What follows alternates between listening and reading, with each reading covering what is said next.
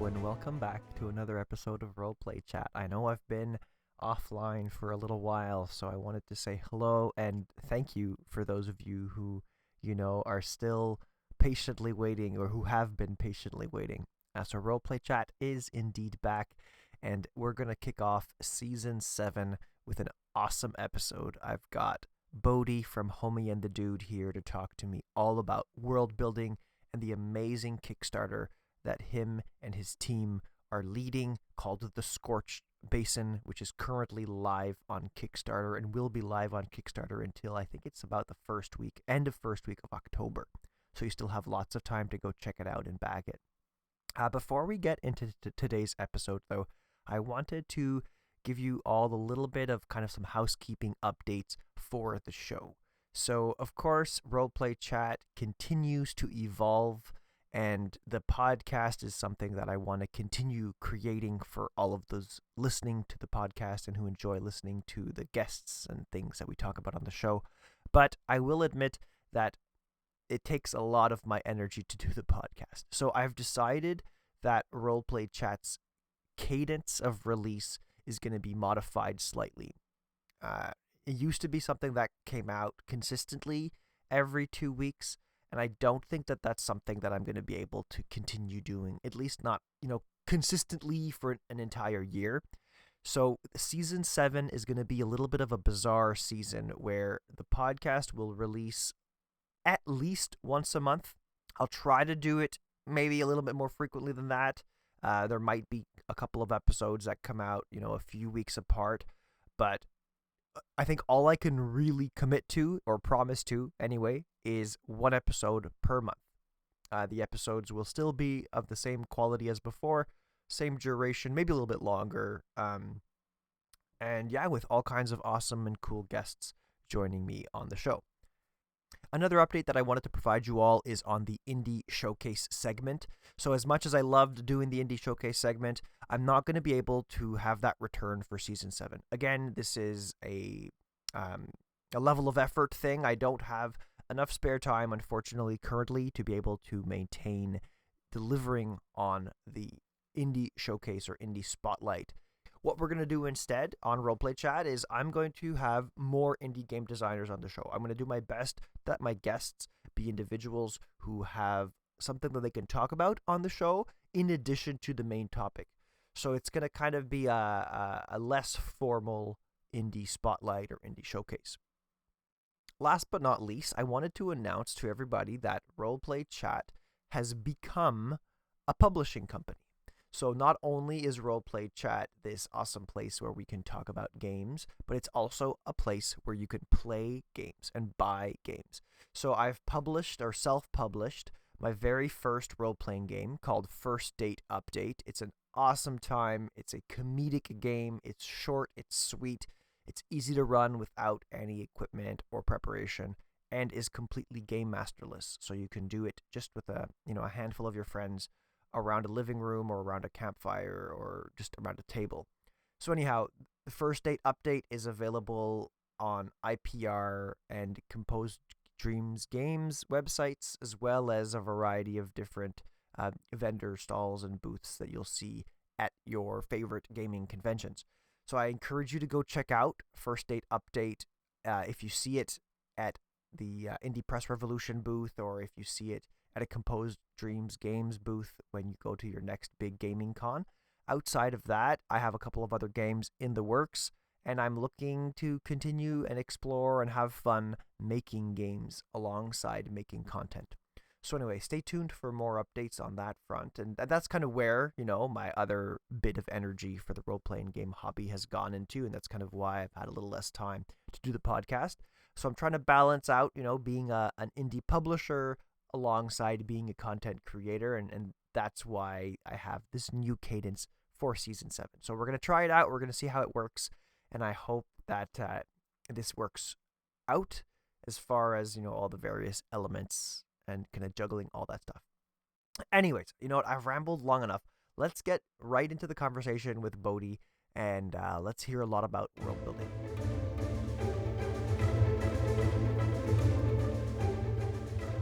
Hello, everybody, and welcome to another episode of Roleplay Chat and the season opener for season 7 of Roleplay Chat. It's kind of hard to believe I've been doing this for 7 years, and there is no better guest to have with me than Bodhi from Homie and the Dude. He is a founding creator of the Homie and the Dude TTRPG company, a streamer, a podcaster, an interviewer, a world builder, a game master, an actual play creator.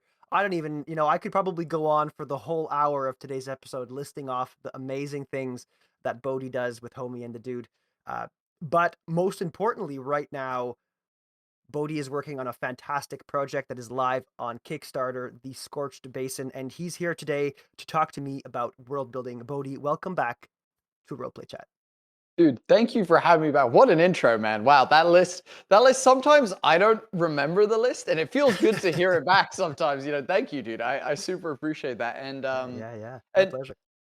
dude, for me to be the first episode of season 7, I'm so stoked, man. I'm so stoked. And congratulations to you, dude, because Thanks, dude. you're one of the best interviewers, podcasters in the space. Your conversations are just not missable. Like if you're in the space and you enjoy TTRPG content, you can't miss out on roleplay chat because it's so good. And you've had the greatest of the greats, all the way down to jabronis like me. You've had everybody on the whole spectrum. And so, I value your content massively in my life anyway. And dude, it's a pleasure to kick off this season. And may it keep going for much longer, for many years to come. Thank you, and seriously, dude, it's a pleasure having you here to chat with me. So I think, given your wonderful CV of talents in the TTRPG space, uh,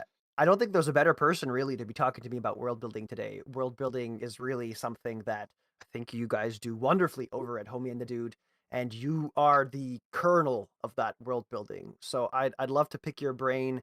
The plan today is to talk a little bit about, just generally speaking, Mhm, what you do, how you're inspired, stuff like that, and then slowly to mhm, transition into um, maybe even some publishing advice. I think that might mhm. be kind of fun to Yeah, hear the differences between making a world for yourself versus making a world for others to consume. totally. Um, and then finding our way into the Scorched Basin, and you can tell us all about that. How does that sound? So, hey, I'm buzzing. I'm absolutely buzzing, dude. Cool. So let's get right into it. Maybe I'll start you off with a pretty heavy but soft at the same time. What does world building mean to you, Bodhi? What does world building mean to me? That's a great question.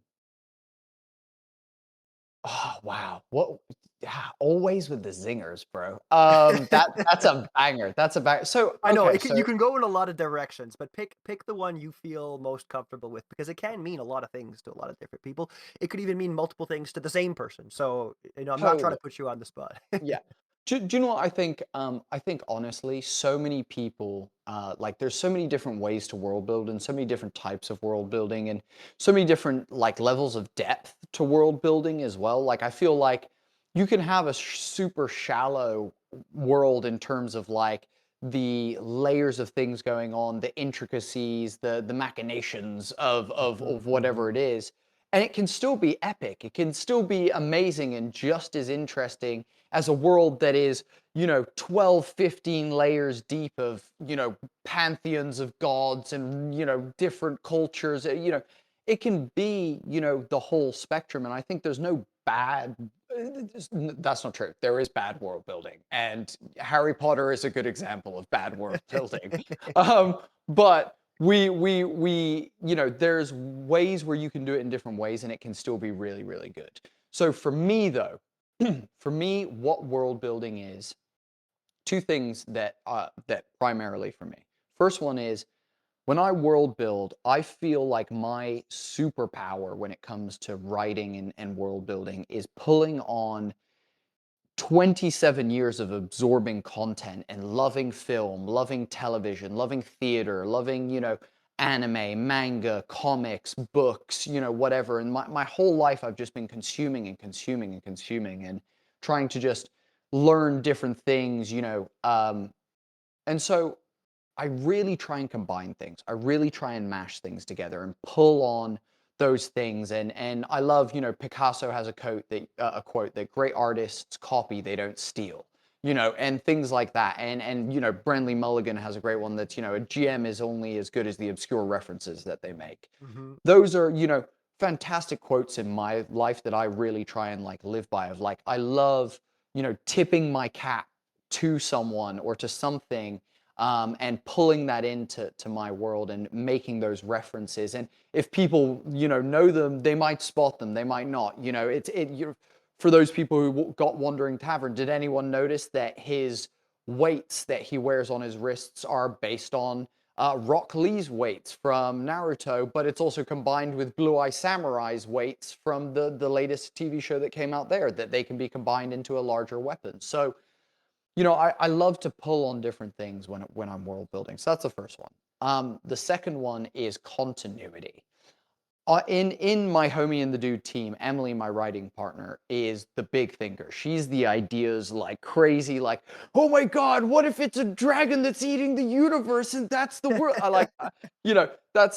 Emily is big concept, amazing creativity, that kind of vibe. I'm the person that then wrangles that in and am like, how do we make this work within the Mm-hmm. laws and the mechanics of our world and the things, the laws of our world, essentially. And so continuity to me is such a big thing. It's there's that whole bit that everyone loves on the internet about, Harry Potter, they use owls to send mail when they can teleport. And it's like, why would you ever send a letter to anyone via a fucking very slow bird when you could literally teleport to them, say what you need to say, and teleport back?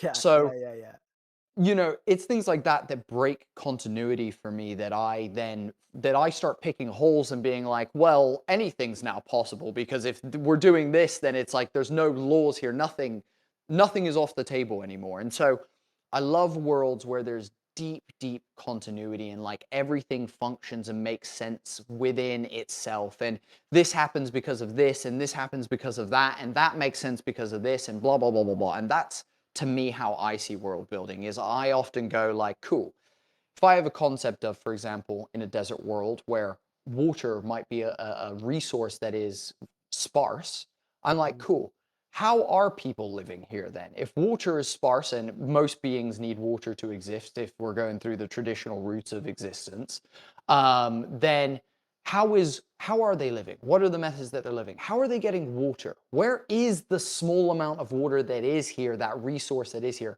How is it here? Is it from rainfall? Is it here from a stream bringing it? Is it, and so when I have an idea of like, cool, water resource is lacking, I then have to make sense of how that works in my head and how that fits into the world, or else I just can't move forward with that idea for some obscure reason. I think it's the tism, honestly. I think it's the tism.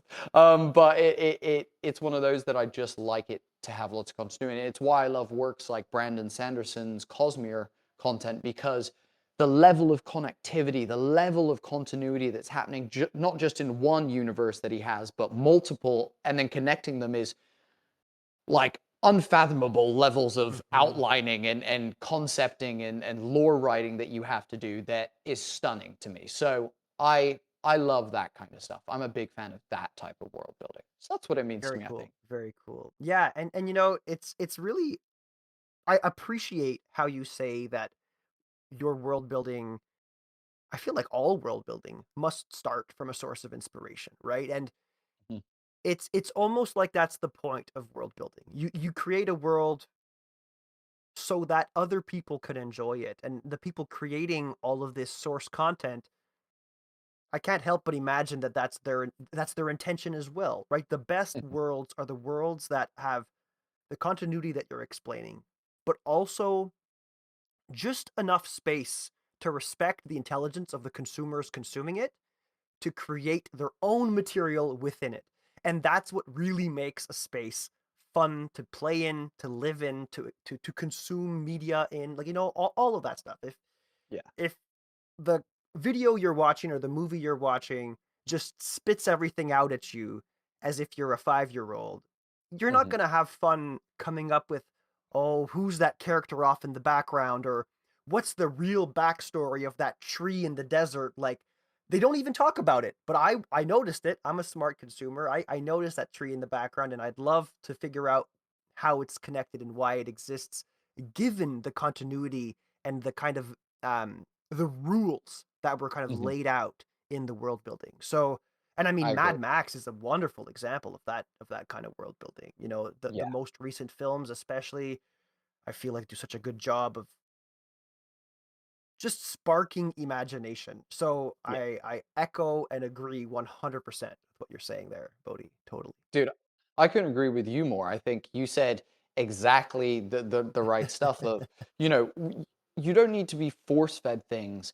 But I think what's interesting about writing TTRPG content versus world building for a novel or a movie or a TV show or something like that Hmm. is, um, for GMs, the more resources they have, the more they're able to pull on. Because what's interesting, I find as a GM myself, is if I write a world or I come up with stuff and then I, write it down kind of thing, I can then pull on any of that stuff that I know that exists there, and I can pull on those things. So what what happens is, people think, for example, this is an interesting one. People think, whoever it might be, Matt Mercer, or Brie Iyengar, Chris Perkins, Brenly Melly, whoever you want to put as an incredible GM on your plinth, Luis Carrozo, whoever you want to put on that plinth, right? Um, they probably know their world so intimately that when you think they're improvising and they're coming up with all this cool stuff, and it's not improvised, dude. Like, if you know a world, then you're not really improvising something. You're actually just drawing on knowledge that you have and pulling it out of your freaking Hmm. backpack. So with TTRPG content, I think it's really hard because you have to provide a level of information for GMs that means that they can do that level of improv because they Yeah. know the world it like deeply. But also, you don't want to treat them like a 5-year-old and be like, "Do you know what a coffin is? It's a box with a like you Yes. don't want Yes. to Yes. antagonize." And I think, for example, I was rewatching Pirates of the Caribbean the other day. Love the series. Yeah. Awesome. Yeah, really, really great. Awesome. Especially for us millennials, that one was epic when it happened. Totally. It And kind of like has this nostalgia almost at this point, yeah, but it's an exactly. awesome. Yeah. And it's got so many things that are great, especially things like in the third movie, the musical motifs throughout the third movie are stunning, and there's so many great things in those movies. But one thing that I freaking hate about them, like, and I noticed it more than ever this time watching around was, the character Gibbs, who's like he's always with Johnny Depp, thick Yeah. Yeah. beard, He's older like dude. the second in command type of character. Yeah. Yeah. I know exactly Yeah, who you're talking about. I noticed this time that anytime anyone has a question about world lore, they say it out loud, and then Gibbs appears and expositions it into reality for us. And it's like, they say Jack made a raft out of the hair on his back and sea turtles. And I'm like, Yeah. Yeah. Yeah. Yeah. just show me. Like, you don't Hmm. need to tell me. Anyway, so I hate exposition. I hate forced exposition. When it's done right, it's done like well, it's okay. But if you're gonna just straight up Mr. Gibbs it to me, I'm not about it. I'm not about that at all. So I think that's a hard line then for TTRPG creators to have to toe. And it's something I've had to beat myself out of, and Mm. Emily, for both of us to be at a point where it's like, okay, we need to give them everything. We can't be like, ha ha ha, I'm keeping something back because that's part of the story. Because if I keep something back, then a GM's just never gonna know Yeah. that thing existed, basically. So That's a very really interesting. interesting distinction, especially when the consumers of your world are world builders within their own Yes, right. exactly. That's really interesting, and actually that makes me wonder, Bodhi, when it comes to creating a world that's immersive and an interesting sandbox for Hmm. people to play in. I'd love to know what you find to be some of the most important ingredients to be. Hmm. What are the type of things that you find important to include?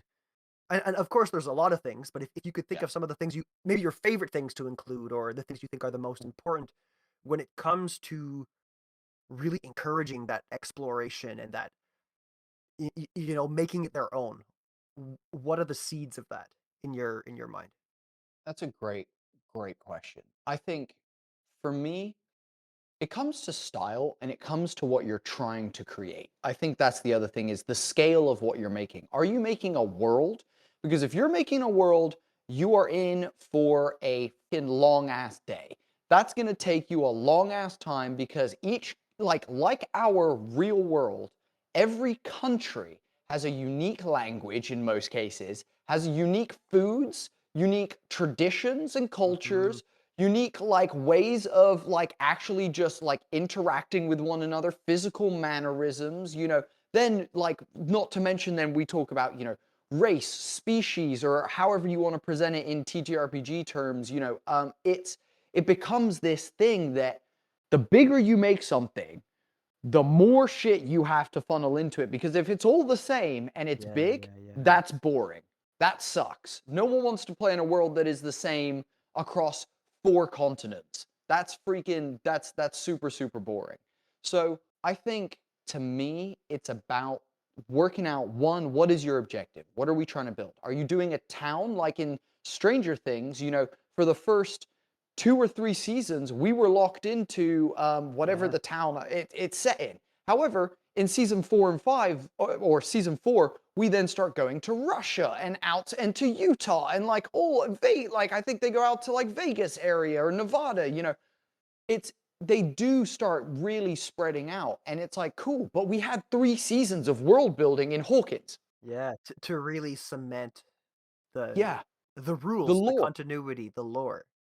Yeah, Exactly, yeah. exactly. And so to me, you need to decide your scale. And then I often work on what are the core themes or principles of this place. So, like in Scorched Basin, it's like, cool, this is desert. So that means instantly, I know if this is a desert, I have straight off the bat, just one word desert. I'm like, cool, Mhm. heat, temperature, weather, terrain. Like it just off of that, I've come up with 4 things that I now need to address and have answers for. So, is it freaking hot? Now, yes, okay, I go, it is hot during the day because when the sun is up, there's very little shade, so it is really freaking hot. The sand's reflecting it back to you, all this kind of stuff. Cool. But now I just opened a new branch. I go, it's hot during the day. So what is it at night now? And I've now got, oh, at night in the desert, it's really cold. So it's got Mhm. to be really, really cold at certain points. This is the type of spiral that I then go into where I start branching out this tree is how I kind of see it in my head of everything being interconnected. Um, and so first I like to establish the actual, I guess, terraforming is it, well, Like pause. the yeah, Let me, like the natural environment of the space, because yes. that's gonna have a big impact on resources, on yeah, absolutely. Please continue. Please. The other thing that I think, sorry, to actually rewind, I'm thinking more about recent world building that I've done. If I'm talking generally, you need to decide, are you starting small and working big, or are you starting big and working small? That's the second question. After you've decided scale of I want to make a world, then cool.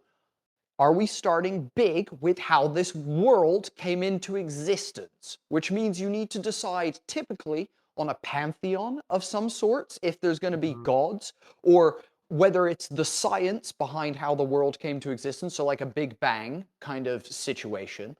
How did the world come into existence? And then, cool, if we're talking about gods, how did the first god come into existence? How did the All Father or the whoever come into existence first? And then how did the other gods get created? And then how did they make this, that, and the other, so on and so forth. Anyway, if you're starting big, you're looking at like pantheon and how things came into existence. Yeah. And then you're I know a few working people down, that do that. yeah. And I'm not sure that's my favorite way of doing it, actually. Oh, Because it me gets neither. so overwhelming so quickly, right? There's so Yeah. many things to think about. Whereas the other end of that coin, when you're starting small and you're building on it and building on it and building on it, you give yourself so much more room, Yes. right? To focus in on Yes. certain things. Do you know what I would say? I agree with you. I'm much more of a, I like to start small and like expand as I'm going. I'm not an outliner. I'm more of like a discovery writer where I like to Hmm. find out things about my world as I'm going and discover more about it as I'm going. But I would say this, however, I'm contradicting both of us. I actually think building it big is easier than for when you get to the other end of the spectrum. It's way easier to have the foundations of like, how does magic work in my world? How Mm, does, who are the religious entities and that lead then? Now I know what religious groups exist in the world, or, things like that. And what events have shaped the timeline in a certain way, blah, blah, blah. So I think actually starting big is better in the long run. However, it's harder, like you said, and it's more daunting. It's anxiety inducing, however you want to put it. It's one of those things where it's optional paralysis. You have so many options that you can get paralyzed in that kind of big world building space. Why it's easier to start with a town or even just a building, a singular building if you needed to, and mhm. build up from there and discover it as you're kind of going. So going back to though, I think for me, it's discovering like the terraforming. So the location that this is taking place, is it in the mountains? Is it in the desert? Is it in the grasslands? Is it next to a forest? Are we in swamps? Is this underwater? Is this in space? I need to just know my setting to start Yeah, off with. yeah, And, yeah, and, yeah. and then I can make some decisions from there. Then once setting comes into place, it's things like, if you're establishing magic in your world or something like that, what are the forces that are providing people with the ability to do certain things like that? And understanding then, cool, what are the natural forces here? What's the plant life like? What are the animals like? What Mhm. is the space like? Cool. Then I'll add people in and be like, how are they interacting with it, so on and so forth. And how is that kind of then progressing from there? I'm crazy because I like to make timelines. And you'll see in all of our books, we have timelines. Like the Wandering Tavern had a 350-year timeline, I think, and Wow, the that's cool. Scorched Basin has a 500-year timeline in it that comes from the inception of the basin all the way, so you can see exactly how we got to the present day. Um, and so once I've got the kind of place, the flora and fauna, the established laws of magic or technology would maybe be like my two, magic and technology would Yeah, kind of yeah, happen yeah. simultaneously. Then I start looking at who lives here. Why do they live here? How do they live here? Because of the terrain and where we live is affecting their culture. Why are they acting the way they're acting? Who are they? So if you look at like in the Scorched Basin, the original people were surface dwellers and people who went underground after the cataclysm when the meteor struck, basically, and created the basin. The surface dwellers were led by two people, one who became a religious fanatic and one who was driven by technology and progression and like Mm, saving and survival. They separate off into two groups of people and become two different factions. From there, the Kai, who is one of the two factions, separates into two factions again, the Kai dynasty and the Skara, and they come out of them. The culture that the Kai have is directly impacted by the path that they took to get to where they are. In the same way that the Scar are breaking out and realizing that you need to be strong, you need to be brave, you need to do all these things that they think are important, leads to them having a culture where to decide hierarchy, it's all based on fighting. It's all based on hand-to-hand combat. So if you want to be the chief, you can challenge the chief at any time, but you got to beat them in combat.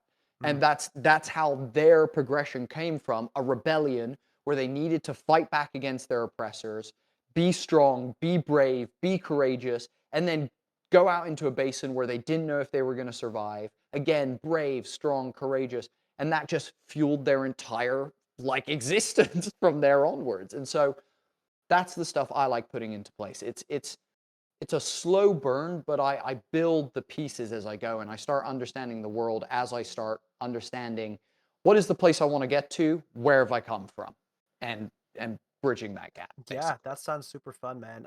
World building really is kind of a treat when you're in that zone, right? Mhm. Yeah. And I really like how you talked about those like almost faction values and how Hmm. they're this result of the history that they've experienced because Yes. 100% that's an amazing way of kind of building the players, if you will, the Hmm. factions and characters within your space. It does make me wonder though, and now kind of shifting into the second phase of our conversation, as a game writer, as a game designer, as a world Yeah. builder in a you know, making content for other people to purchase in a professional space, do you feel like that's the way you build worlds for the professional space, or is that the way you build worlds in your private space when you're making, games for you to play around a Mhm. table with friends, or is it the same in both circumstances? Like I'd be curious to know, Yeah, yeah, yeah. how does it differ one Okay. from the other?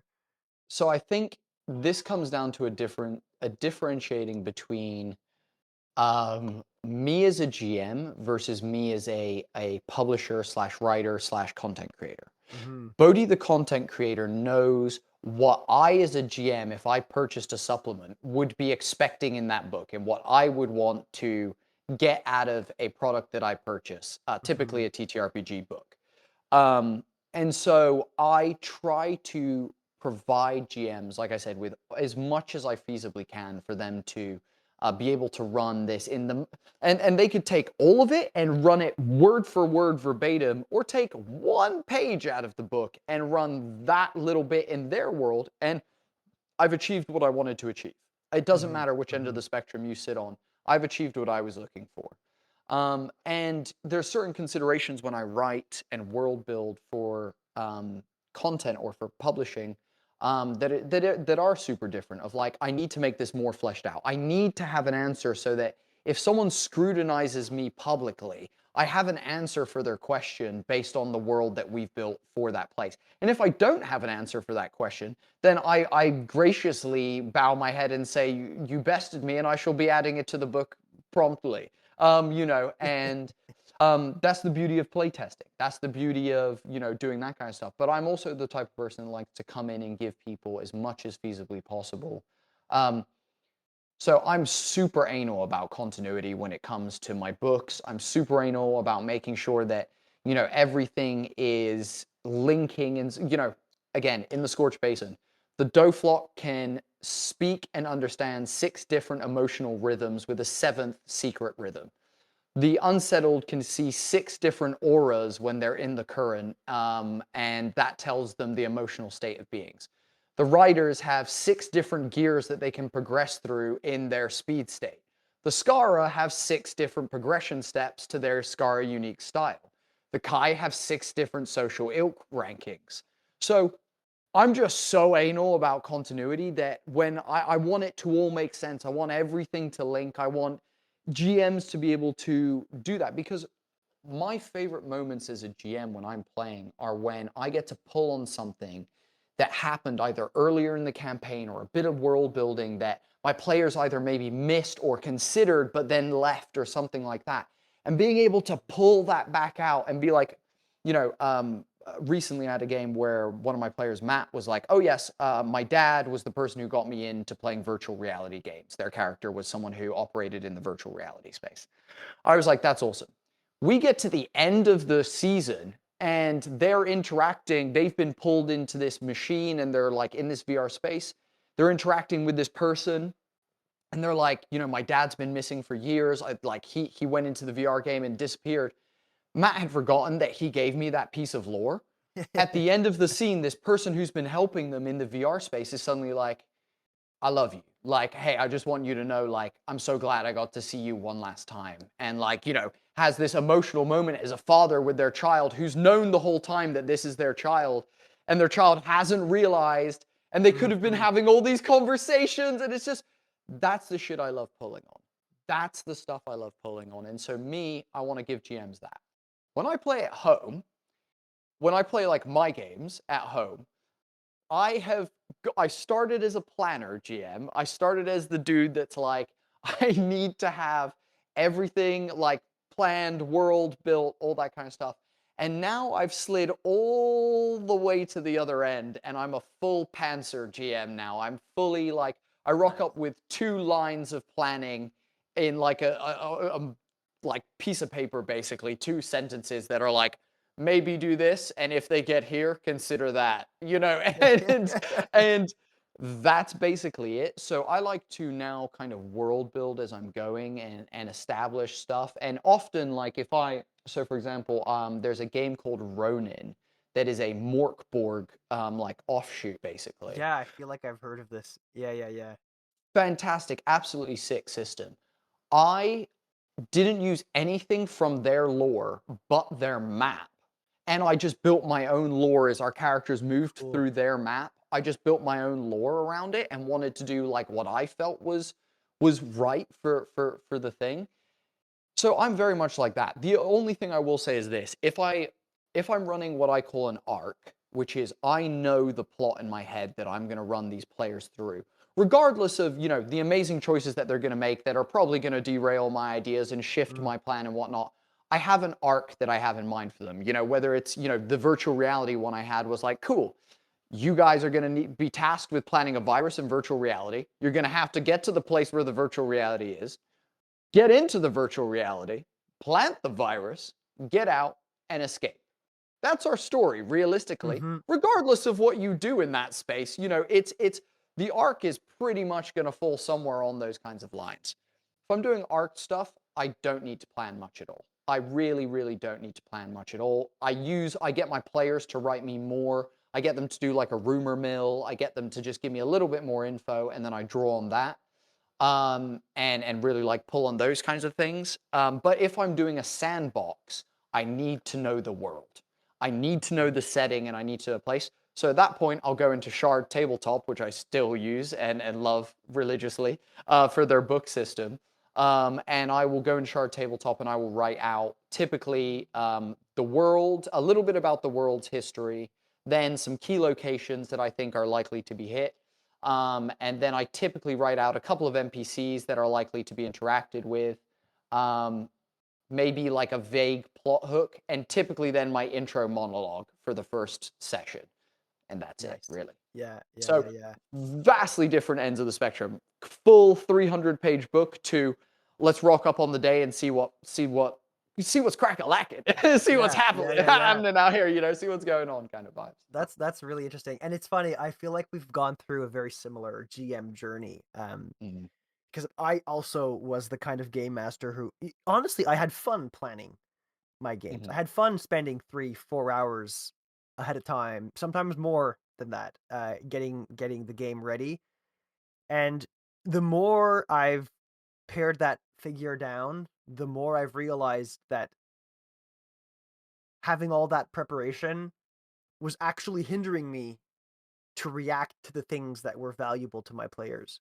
Um, Yep, yep. and it's funny how world building kind of evolved for me in that space as well, because when you enable everything that your players to say to kind of feed into the way that you run the game, it's going to inevitably change the world that you're playing in. And Yeah. so kind of being open, let's say being Mm, open to the idea that the things that they're going to say is going to modify what your vision of the okay. space that you're, the sandbox you're in. uh, it's kind of this interesting balance, right? Because I agree 100%. Like if I'm running a sandbox game, I gotta know the rules of the village or the Yeah, town or the continent that we're playing in, but not to the point where it handicaps me from adapting to totally. Yeah. what the players decide is important to them. So it's kind of like this weird balance. And I I I mean, I've never written a 300-page document, so I don't know. I don't know. I don't know what it's like, but I can only imagine that you're kind of doing the same thing, right? You're Yeah. building this immense sandbox for the game master to lean on when they want to. But then if Yes. they don't have to, they don't. Then they can punch into the Exactly. creativity of their table. Exactly, Yeah. dude. Like I think that's such a you put it so well, dude, of just, you know, to me, if your players are unable to affect your world, like to me, like people might be like, "Oh, Bodhi, by you saying you've got a plot arc that you think is going to happen no matter what happens, you're railroading." I'm like, dude, I'm not railroading anything because they can affect the world and everything that happens around them entirely how they want. They can derail my plans for how the plot goes. We Hmm. might still hit the same plot points along the way, but the space between those plot points, and those plot points are minor moments in the campaign, the space in between is cowboy land. Like nobody knows what's happening. You Yeah. need to let your players affect the world, the people, and like even down to terraforming. If someone's gonna let off a fireball in a freaking town. There best be a hole in that freaking town somewhere. Like, you can't just like, we can't play games and be like, oh, these players are somehow just gliding through and Hmm. no police, no authority figures are taking notice, no other factions are noticing them suddenly becoming, notorious, whatever. You have to let your players do it. So, dude, I couldn't agree more with everything you just said, and it's super interesting because I know you've done game design stuff with your upcoming release, which is or has been released, but upcoming game, which is amazing. How do you find? Because again, you're in the space of the combination between, in some ways, adding lore, but also adding mechanics and giving people the space to kind of work with a little bit of both, giving GMs like, hey, like, here's a suggestion. Has that, because, if you've come from a place of like, I'm running D&D games, to then write a system, which is Hmm. very vastly different to that, coming up with mechanics, how that functions, making sure they work, there's a different type of continuity happening, a balancing type of continuity that's going on. How did you find the jump between going from a GM to a person who's now created content? That's a really good question, Bodhi. And I think I wanna echo something you said earlier today, Mm, where you're kind of propping up the people that's consuming. Like as somebody who has run games, there is a certain expectation that I have in a material that I purchase. So yeah. that it was kind of leaning towards that, right? I'm making this game. Uh, and by the way, first aid update is incredibly simple. Like the hardest kind of math you're going to be doing in this game is flipping a die or flipping a coin and seeing if it's heads or tails. Like there's no, it is Perfect. the simplest system that could exist, but because of that, I had to make sure that the premise of the game and kind of the sequence of the rules of the game were rock solid. That Yeah. that people understood what they were doing, because there wasn't going to be random tables or Mhm. complicated feats and rules that could be used to kind of uh, fill the gaps of the structure of the game. So I guess to answer your question, the biggest difference was kind of shifting my mindset Mhm. to, I'm no longer the consumer of this Mm. thing. I am now the creator of it. And how do Yeah, I yeah. make sure that the people that consume my game uh, have what they need to play it? Uh, Du yeah. Dude, super interesting as well because obviously for Scorched Basin, I had to come up with this system agnostic language. This Hmm. language of like, and you know, yes, you can easily convert my language. And by the way, we have two systems. You can convert it before your game, which will take you no time at all, or you can convert it live while you're playing the game because it's so simply written. That's super cool. But the idea is that like I had to come up with this system, this language that exists, and it is basically like another TTRPG system. When after writing it, I'm like, holy shit, this is basically another system, but just written ambiguously so it can be converted. How did you find the like writing a language of like, cool, this is called a check. This is called a, this is called a that. And now when I say this, I now need to say that same way every time I say that throughout this book. How did you find the language element of Oh, that developing was a pain a in the ass. system? And my Yeah, document's 16 pages long, so I can't imagine yeah, yeah, the yeah. amount of time control find, or Dude, literally. Oh god, dude. The control F buttons, dude, my keyboard must hate me, dude. Control and F are seriously. just sunken. Yeah, yeah. Or I don't know if this happened for you guys when you were making the Scorched Basin or the Wandering Tavern or any of the other, any of the other content you've created, but I've had to change terminology like halfway through. So like I did a couple play tests and I realized, you know what? People are getting confused with this Mhm. term for this character role, or people don't quite understand what to do in this character Yeah, creation part of the game. So let me rewrite it and use different keywords to represent, kind of like you're saying, these almost system agnostic terminology that can be then converted into other things. And so yeah. that was tricky. That was tricky. Or like finding the root cause Oh, of some of those obstacles was kind of bizarre. But I'd love to know actually, Bodhi, while we're talking about the creation of the Scorched Basin and kind of that bleed from private world building to public world building. Yeah. I'd love to know what the biggest obstacle was for you guys, if there was one, or the kind of the thing that was like this new challenge, because you guys have been at it for quite a while now. I would imagine you've kind of refined your process, uh, Uh, pretty. yeah, Yeah. very much so. I think so. I'll mention two things. I'll mention two things. One thing that happened actually way before the Scorched Basin, when just before the Wandering Tavern. I'll mention that one, and then the other one is, dude. I think for this one, people don't, and we can't show it on the Kickstarter well enough. We truly can't explain to you how much depth is in this book.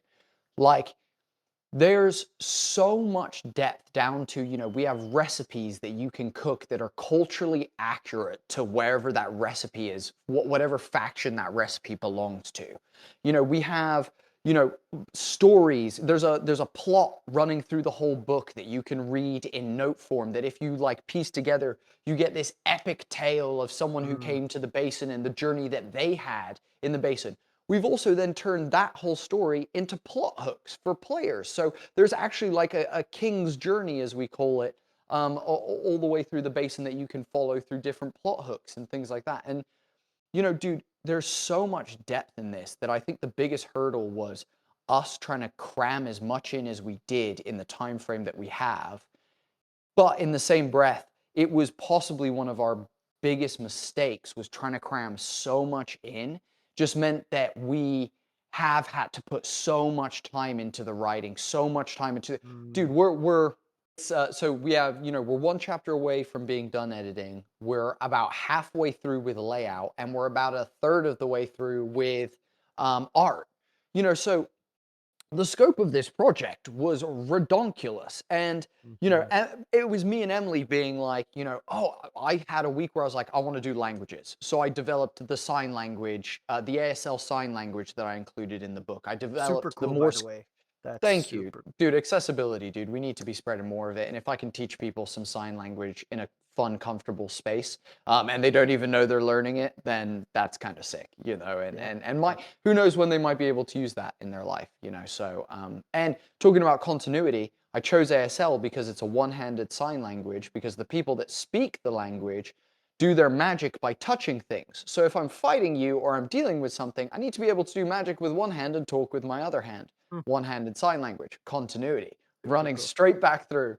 Yeah. So, Yeah. there's all that kind of stuff. And so I decided, I want to do languages. Another day, Emily was like, I'm going to make an alchemy system. We have plants. We're not doing anything with our plants. Let's make an alchemy system so you can mix the fucking plants together. And, we rewrote all of our vehicle mechanics that we included in Sky Zephyrs to be system agnostic and land vehicle based for the Scorched Basin. So I rewrote all of Sky Zephyrs as well for this project, like an absolute maniac, dude, because I'm crazy.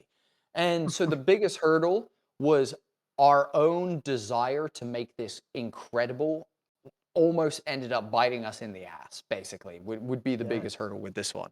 I would say, though, generally for me, going from like a GM or like a private creator, someone who makes, writes short stories for themselves or little novellas that I was writing for myself prior to becoming a TTRPG writer, or even just my D&D campaigns I was running at home, was, dude, when we brought Emily on, and I had already done Sky Zephyrs, we were working out what the second book was going to be. Emily had joined us to do marketing for Sky Zephyrs. And she's actually been our operation manager's partner, actually, is how we know Emily, basically. And she, like, somewhere in the process was like, oh yeah, by the way, I did a creative writing degree. And I was like, oh, that's really, really cool. And Tom and I were like, it might be really fun to have Emily come on and do some writing and see what she's like kind of writing. And, I was very much on board of bringing her on, but my like internal like ego for some reason was like, I don't like sharing my idea. Like, I don't like giving someone else agency over something I'm writing, or giving her like creative control over something that I'm writing, kind of thing. Mm-hmm. And after about a month of me being a little bitch, I realized that Emily brought more to my style and elevated my style in ways that I could never have done myself. And she brought so much to the table that were like gaps in my skills and gaps in my qualities that she, fills and is incredible at. Yeah, dude, like the Wandering Tavern would not be as good as it is without Emily. Same with the Scorched Basin. Like, she Mhm. is a mastermind. She's one of the most creative people I've ever encountered in my life. And if I ever do any creative project outside of Homie and the Dude, I will reach out to Emily and ask her to come and do it with me, because she's just incredible. And again, coming back to quotes that I love, Quentin Tarantino talks about when he was going through his, what he calls his film school, which was developing his first movie, which took him 6 years to do. He made this whole movie from scratch himself. He got very little help to do it with. And out the other end of that, he was like, cool, I now know how to do everything. That was my film school. But the biggest lesson and biggest takeaway from that is a good director is only as good as the people that they hire and the amazing like people around them, because all you need to do as the director is express your idea to someone who has the skills to make that the actual thing. And so, whether it's my artist, Alex, who is the most incredible person, we gel, like our minds are somehow perfectly in sync when I'm talking to him about art and things like that. But it is one of those things of, I could never draw the things that he draws. And half of the concepts that I come up with, normal people would be like, no, I'm not drawing that. That's ridiculous. And he just loves it. And he's a technician. He's done 7 different art styles in the Scorched Basin throughout the whole, just him, 7 Mhm. different art styles, like a maniac. And he's incredible at what he's done. So to me, that was one of the biggest ones, was letting go of that, like, I know best. It was realizing that actually I'm only as good as the team that I have around me and the people that are supporting my idea and my, whatever it might be. That unlocked a whole new level for me of being able to be a good, boss, manager, friend, creator, collaborator, all of it. Like, Yeah, suddenly yeah, something yeah. clicked for me across the board, dude. And so, yeah, when we're talking about, oh, Bodhi, you're a great world builder and all this stuff, I'm not a good world builder without Emily. Truly, I'm not. And I'm also not a good world builder without Alex, our artist, who, when I come up with a stupid idea, he makes it and actually makes it 10 times cooler. And then we bake that back into the book because his Cool. idea was That's cool. actually, sicker than my original concept. So that was the biggest one, dude. That hurdle was huge for me to get over, and I'm so glad I got past it. Yeah, Ego man. death, dude. It was that ego death that you usually only get when you do psychedelics. That it was one of those, and it just poleaxed me, dude, in real life. Yeah, man. That's I mean, honestly, it's amazing for you to acknowledge and say that, honestly, dude. Like that's really, really cool. And honestly, the products that come out of Homie and the Dude, it shows that there's a lot of care, a lot of love, and a lot of talent that gets pumped into the content that you guys make over there. So That means a whole you lot, you know seriously. it's nice to hear that you guys are working and you're gelled together, because Mhm. the product that comes out at the end is it's gold. It's gold for sure. So Thanks, man. and speaking of, the product that comes out at the end, I think maybe now is a good opportunity to talk a little bit more about the Scorched Basin. Just looking at it from across the pond, seeing the products that you guys have been pumping out and the promos and things, it really feels like this awe-inspiring, desolate, but uh but still filled with things to explore. Mhm. I'd love to kind of get your elevator pitch of what the Scorch Basin is, and then chit chat a little bit more. Yeah, Um, yeah. and then for people listening, of course, as you're listening and when you're done listening, I'm sure we've piqued your interest already. So in the show notes of today's episode, there's going to be a link for you all to follow, to back the Kickstarter. You'll be able to pick the tiers of your choice. Honestly, I would pick for anything with a physical product, because a physical book is always nice to have on your shelf. Um, Heck yeah. And but uh, and but also, anyhow, guys, go through Matt's link as well, because we are doing a profit share with every creator that has their own link. So Matt will get half of whatever you bring into Homie and the Dude. So if you love listening to this podcast, you love these episodes and the amazing questions that this incredible gentleman asks everyone, and the amazing topics that are covered in all, just generally the amazing stuff that Matt brings to this community, then go through his link, support through that, because Matt will then get the support that he deserves as well. And that's super important. Let's keep the community alive by supporting our creators. So Yeah, definitely go really and do that. really appreciate that, Bodhi. And I think that's how we that's how we move TTRPGs on, is Yeah, through these awesome collaborations, that I agree. these opportunities. So thank you for that, and thank you to people listening, who are already clicking on that back button in Kickstarter. Yeah, So um exactly, exactly. Thank you to those people. And dude, the elevator pitch is this. So it is a Mad Max slash Dune post-apocalyptic TTRPG setting. It's system agnostic, so whether you play Monopoly, no, I'm joking. Whether you play, Morkborg, Shadow Dark, Dungeons and Dragons, Daggerheart, Call of Cthulhu, Tales from the Loop, whatever system you love playing at your table, you can play that in the Scorched Basin. All of our mechanics are super easily convertible and very easily interpretable to GMs to quickly be able to understand how that's going to function in their system, and provide that experience for their players. Within the world, your players will be battling not only their own morality, their own, path, adventure, the factions that exist here, but the terrains and the weather as well. There's 6 different terrains, 12 key locations, a bunch of weather mechanics that include things like lightning storms, sandstorms, glare, heat waves, all manner of stuff that's going on. Each terrain is completely different in how it affects the players, vehicles that exist within the basin, all that kind of stuff as well. Then we have 5 factions that exist within the basin. Each one is completely unique and different. We've provided you with everything you're going to need for them, how they operate in combat, what are their traditions and celebrations, what type of food do they eat, and recipes of how to make those foods. NPCs with stat blocks and loads of lore about them as well. And not to mention, a bunch of different player options that you're going to be able to do that relate to some of these factions as well. So there's things like the Scar unique fighting style that you can add to your character. There's the current magic system, which is this brand new magic system that we've developed that uses this almost frequency manipulation style magic where you interact with the wave frequencies within all things and you manipulate them, which causes magical effects, basically. We've got a new alchemy system. We've got 3 typable languages with fonts, one of which is going to teach you ASL, one of which is going to teach you Morse code.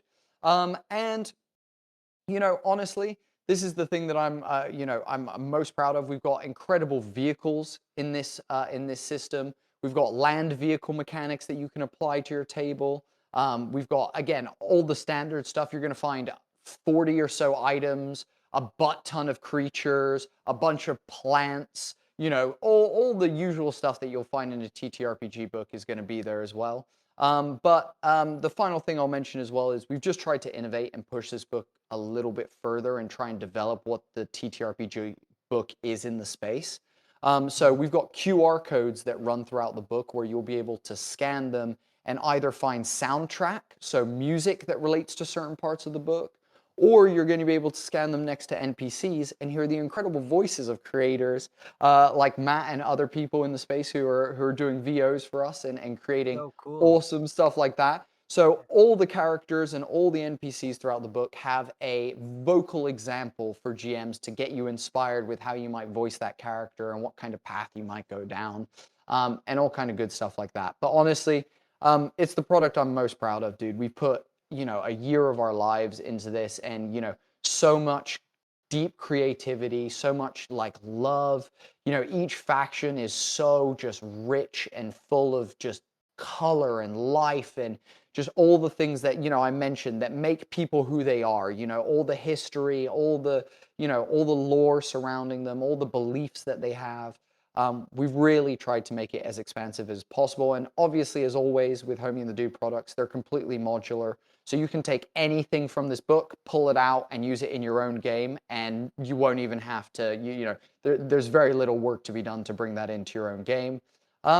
And yeah, other than that, it's a plug and play setting, which essentially means that if you already have a world, say for example, you love playing in Exandria because you're a big Critical Role fan and you want the Scorched Basin in your world, perfect. It's plug and play. You can drop it into the world wherever you want. And when your players rock up upon it, there you go. You've got the Scorched Basin. Or if you're a GM that doesn't quite know how you want to incorporate it, maybe it doesn't fit in your world as much as you'd like it to or whatever, then you can run the whole setting. You can run the setting as a whole campaign in of itself. They never have to leave the Basin walls, and you could run a whole epic adventure just within the Basin walls as well. So it's perfect for all scenarios, all GMs, and all the good stuff. And guys, over 100 creators have contributed to this. So anytime you're supporting Homie and the Dude, you are supporting the TTRPG community, and that's what it is all about. Because without this place, none of us would be here. Matt wouldn't be here. I wouldn't be here. All the big people wouldn't be here. All the small people wouldn't be here. We are all here because of the amazing community that we all continue to build. We all continue to fund. We all continue to support,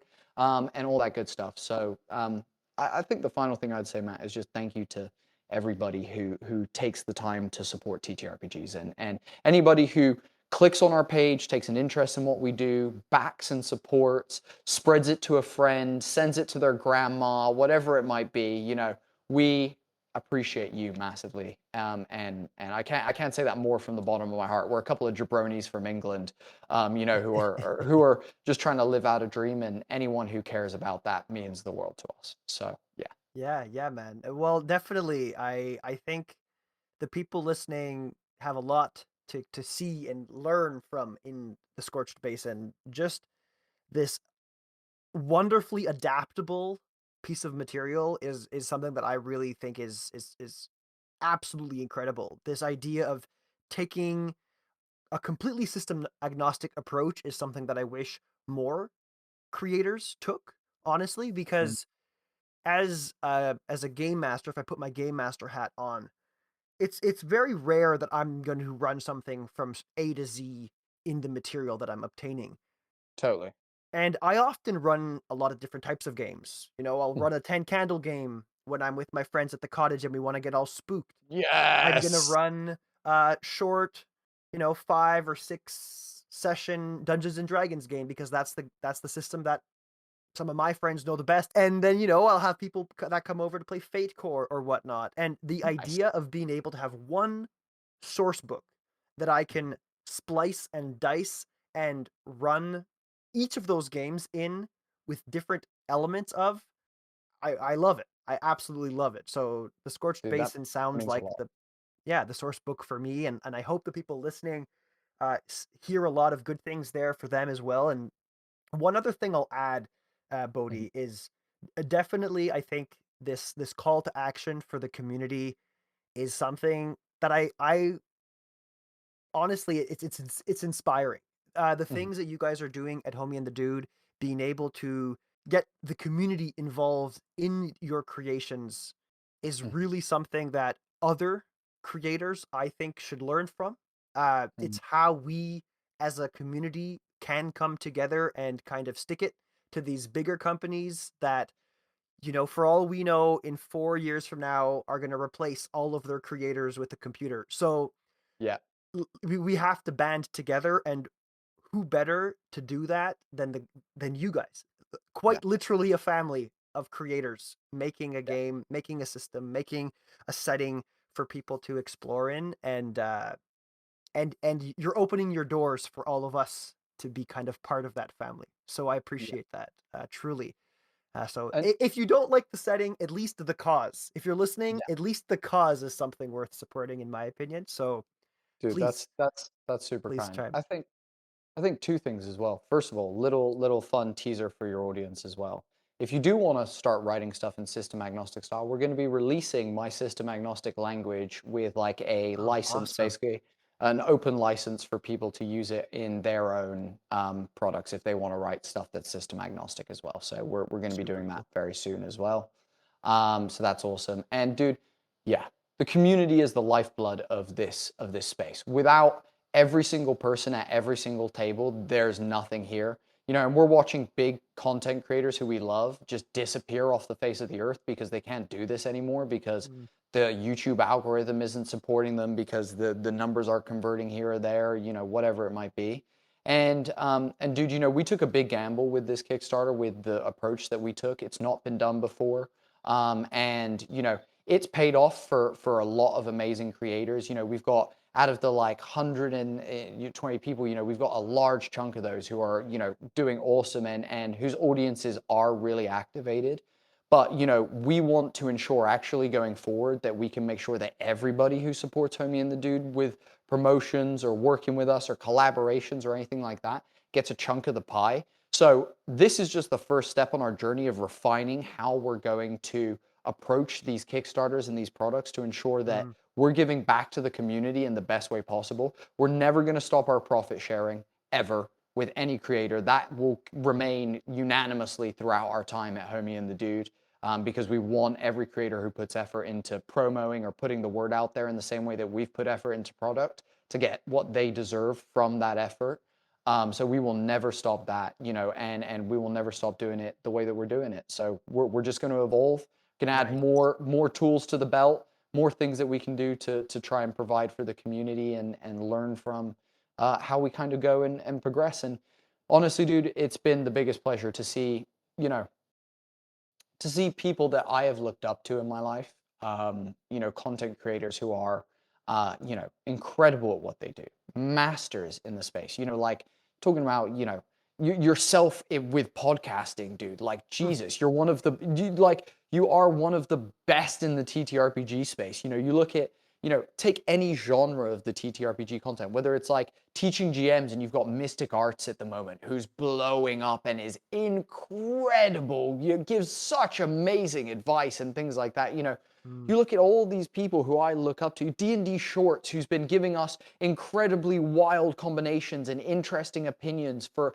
as long as this space has been, you know, around basically. He's been, you know, leading that stuff to be able to say that I like am able to talk to those people, to have conversations with them, that they've cared about my work and want to like listen to what I do and make a voice. Like, dude, I don't understand it. I like humbled to a point where, dude, like I'm in this moment struggling to not cry and have multiple times throughout this journey have been very, you know, moved by this approach and these people that have rallied around us. You know, when we went to Gen Con, we had our first panel, dude. And to stand in front of a room of people who, why do you care about me? It's crazy. It's like, it's wild. And so like, I don't know, dude, I'm stunned and blown away and thankful for every person and just like constantly reminded why I do this, what I'm like fighting for day in and day out, what Homie and the Dude is about, why we will continue to be what we're about, and just yeah, man, I'm thankful for everybody. It's been, you know, as someone who has had a roller coaster of a life outside of all of this, and you know, I don't feel like any day is guaranteed. I'm so thankful for the journey I've had over the last 5 years that we've been doing Homie and the Dude and doing Mm-hmm. that. You know, um, I wouldn't change a minute of it. Not a fucking second, dude. It's Cool, man. every mistake, every hurdle, everything. I would go through it again every time because it's been incredible the whole time. Yeah, man. And look where you are now, and I can't wait to see where Homie and the Dude ends up, 5 years from now. So Dude, as your boy says, isn't it? We started from the bottom, now we're here. Isn't that? Is it? He's from somewhere up in yeah, the yeah, white he's north. he's from he's from Toronto, actually, not too far Yeah, away. So yeah, that's it. Started from the bottom, now we're here, and the sky's truly the limit. So yeah. thanks, Bodhi, for No, being dude. here to talk to us about world building. Truly one of the masters at your craft, and I wish you guys all the best with the Scorched Basin. Before we head off, did you have any last parting words of wisdom to share with the roleplay chat audience about world building? And then, yeah, one more, quick reminder Mm, of when the Kickstarter's ending, yes. where people can find Homie and the Dude and all of your good stuff. So, first of all, last bit of advice would be whatever way you can engage the algorithm for Matt. I don't know why you haven't done it already if you're listening to it at this point. So it takes a couple seconds out of your day to give Matt the algorithm boost that he deserves for the incredible content. So whether that's subscribing, liking, commenting, following, giving a review or a rating on a podcast site, whatever it might be. Take literally 5 seconds out of your day to support someone whose content you enjoy listening to. That's my first bit of advice. My second bit of advice, and this is my last one with world building, is, guys, the world is not going to build itself. You are the only one that can build the world that you imagine in your head. You're the only one that can put it onto paper, get it to a TTRPG table, turn it into a short film, whatever it might be. You're the only one. The only thing that is currently holding you back from making that a reality is you.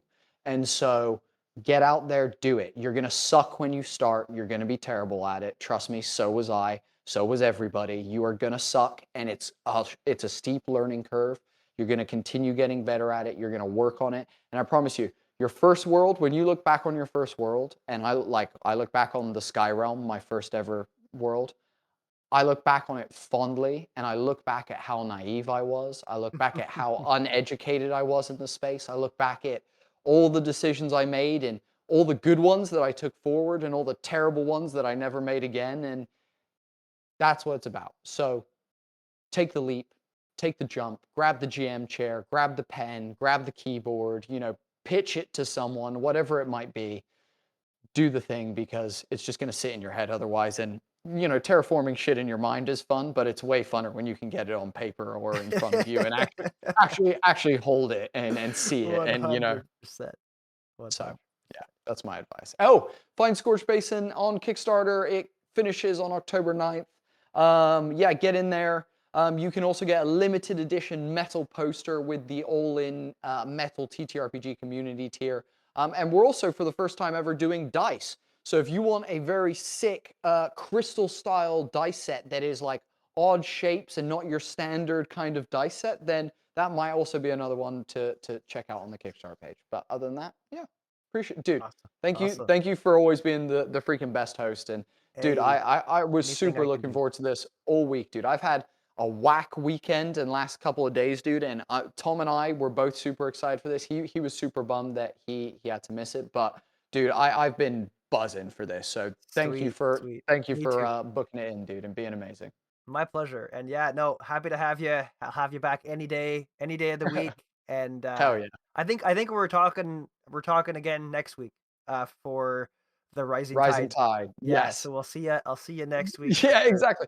Get on to Rising Tide. Yeah, exactly. Get over there. Yeah. So thanks everybody for sticking it through to the end. If you're still here, you're one of the true Roleplay Chat crew members for sure. And you know where to find me. Roll_play_chat on Bluesky, Threads, Instagram. On YouTube, I've been doing a lot of shorts there lately. My daily D&D Would You Rather content has been a lot of fun. It's sick. It's so good, guys, and the comments are hilarious. The comments are always great as well. Yeah. So I'm thinking maybe some Scorched Basin Would You Rathers are going to be coming their way soon too. So we'll see. I'll try to think of a way to make that happen. But anyway, hope you all have a good rest of your day, and thanks, Bodhi, for being here. Let's call it a chat.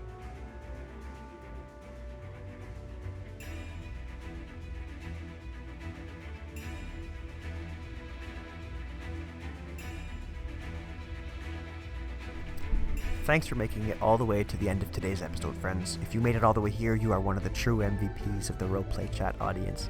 The other MVPs of the Roleplay Chat audience are the Patreon subscribers who are supporting me through their subscription on Patreon. I'd like to thank Domil's Wondrous Works and Jason over at Shadowmane. Thanks to the two of you for supporting me. Your support allows me to continue to make this show. If you wanted to join them, you're welcome to do so by going onto Patreon and looking for Roleplay Chat. There's also a link down in the show notes. There you can subscribe to the show, where you can get access to the episodes as soon as they're done, as well as extended episodes depending on the tier that you subscribe to. You can also support the show without spending money. You can do that by reviewing the show, spreading the good word, and sharing the show with your friends. If you do that, it really helps to broaden the reach of Roleplay Chat. Personal recommendations, and word of mouth really are one of the number one ways for the podcast to be discovered. Also, if you're looking to buy some new tabletop RPG stuff, like dice, miniatures, or new games and rules and supplements, the show notes have links to affiliate links. So if you were to buy things using those affiliate links, for instance, the indie showcase that was spotlighted in today's episode, you can purchase it there, sometimes at a discount too, depending on the link, and a small kickback comes back to me. So yeah, check all that stuff out. The show notes has a handful of links there, things like Hero Forge, TTRPG, some awesome dice makers and things like of that nature. So go check it out, and yeah, thanks again for making it all the way here. And one last thank you to Alex and Chase over at Pocket Bard for allowing me to use their music for the intro and outro of Roleplay Chat.